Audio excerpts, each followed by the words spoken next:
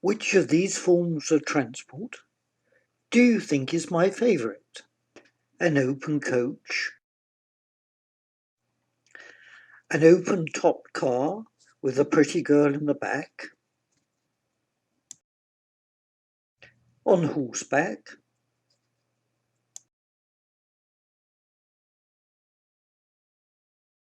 or an old-style railway carriage? Actually, the answer is none of these. My favourite is...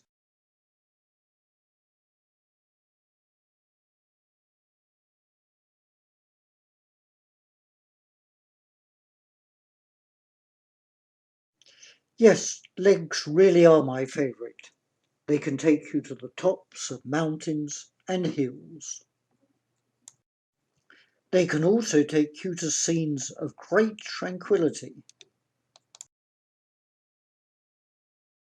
Let me show you some of the places my legs have taken me, and some of the sights seen on the way.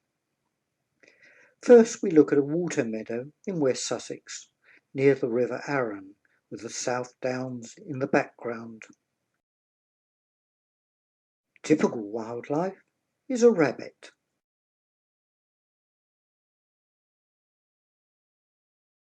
Or a dragonfly, such as this southern hawker. Coastal paths are frequently a delight, and certainly a challenge to legs, with lots of ups and downs. This particular path is in North Cornwall.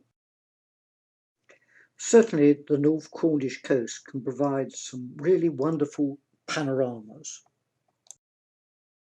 And the coastal flowers are a delight, such as these squills and thrift.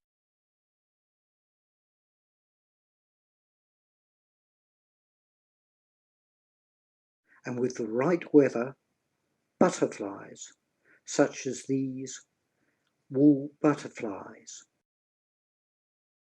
The Derbyshire Dales can provide some quite steep climbs. This one is above Dovedale.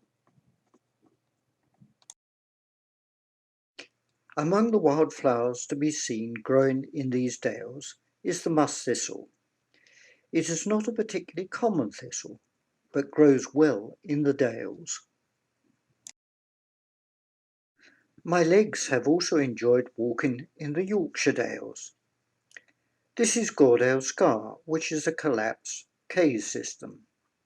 The public right-of-way goes straight up through this waterfall, and it is possible for legs to ascend it, even little legs. I've taken a party of children to top of this on a family holiday.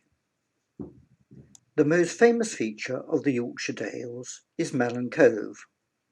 It is a former giant waterfall, and I was particularly lucky to see this dinosaur. Steps are provided to ascend this cove. Gordale Scar and Malin Cove are in the southern part of the Yorkshire Dales. The western part has many beautiful dales, such as Dentdale.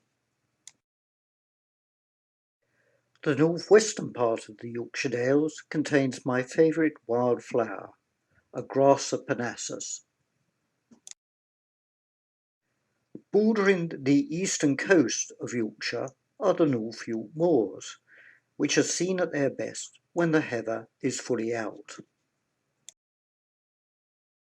Autumn is also a time for fungi to be seen at their best. Legs are the perfect transport for a leisurely stroll around the village. This is God's Hill on the Isle of Wight. If you are really lucky, you might even see a barn owl. The Cotswolds is another area which benefits from exploring on foot. This is the beautiful village of Stanton.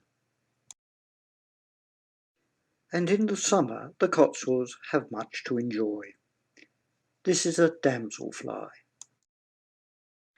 Travelling by foot is inevitably fairly slow enough to enjoy bizarre notices.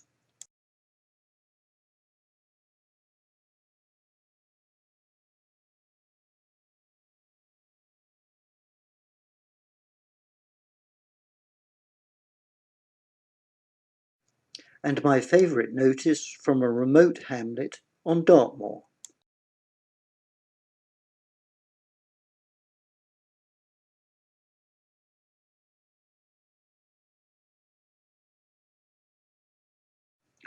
Also on walks, odd spectacles are accounted from time to time. This man was climbing a waterfall in the Yorkshire Dales. Here a motorcyclist is attempting rock climbing, and a cyclist also attempting rock climbing. And what better place to hone your tightrope skills than stretching a rope between two rocks by a coastal path? Exercising in winter can bring many rewards. Why bother to open a farm gate when a snowdrift allows you to step straight over it? This is Swelldale in the Yorkshire Dales. And ice crystals can look quite wonderful and magical. To end this tribute on legs, I show some of the mountain areas of Britain.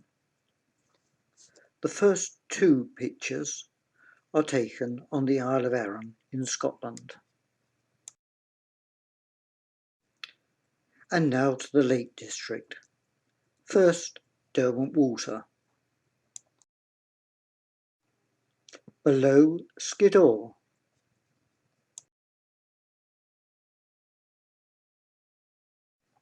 At the top of Red Pike, above Buttermere. And showing the wilder face of the Lake District. Above Causey Pike.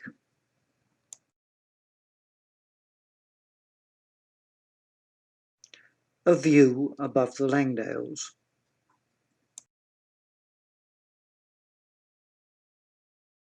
A tranquil scene by the side of Derwent Water looking towards Skiddaw.